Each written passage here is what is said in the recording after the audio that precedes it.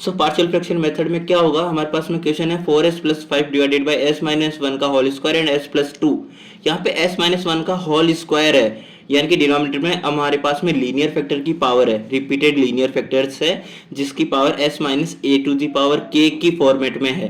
तो यहाँ पे इस केस में हम क्या करते हैं, a अपॉन में s minus 1 plus b upon में s माइनस 1 का whole square plus c upon में s प्लस 2, ये हमारा मेन फॉर्मेट होता है। अब इस फॉर्मेट को हमको सॉल्व करना है। ओके, सो यहाँ पे मैंने एज इट इज हमारी इक्वेशन का एलएचएस लिख दिया एंड आरएचएस में हमको इसका एलसीएम लेके आफ्टर मल्टीप्लिकेशन हमने इस चीज को लिख दिया।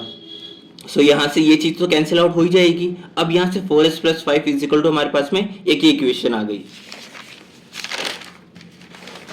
अब देखिए, आफ्टर ऑल हमारे पास जब ये इक्वेशन आ गई तो हमें ए बी और सी जो कॉफिशिएंट है, इन कॉफिशिएंट की वैल्यू कुछ इस तरह से निकालनी है कि हमें जब भी एस की वैल्यू इसमें पुट करनी पड़े तो कोई भी दो कॉफिशिएंट जो है ना वो जीरो के इक्वल हो जाए, ताकि हमें ए कॉफिशिएंट की वैल्यू मिल जाए। तो अगर मैं मान के चलूँ यहाँ पे एस की वैल्यू में -2 रखता हूँ तो ये जीरो हो जाएगा, ये जीरो हो जाएगा, सी की वैल्यू मुझे मिल जाएगी।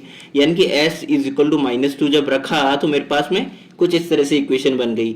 एंड देन मेरे पास फाइनल जो सी की वैल्यू आई वो है -1/3।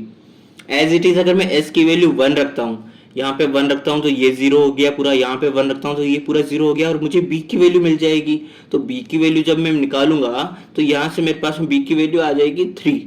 एज इट इज अगर मैं एस की वैल्यू 0 रखता हूँ तो मेरे पास में इस तरह से एक इक्वेशन आएगी। अब जबकि हमारे पास में बी और सी की वैल्यू हमें पता है तो मैं ए की वैल्यू निकाल सकता हूँ ना। ठीक है, अब देखिए ए बी और सी की इक्वेशन जब हमने हमारी जो पार्शियल फ्रैक्शन की स्टार्टिंग की इक्वेशन थी इसमें पुट कर दी तो हमारे पास में फाइनल इक्वेशन इस तरह से आ गई, जो कि हमारे पास में इसका पार्शियल फ्रैक्शन हो चुका है।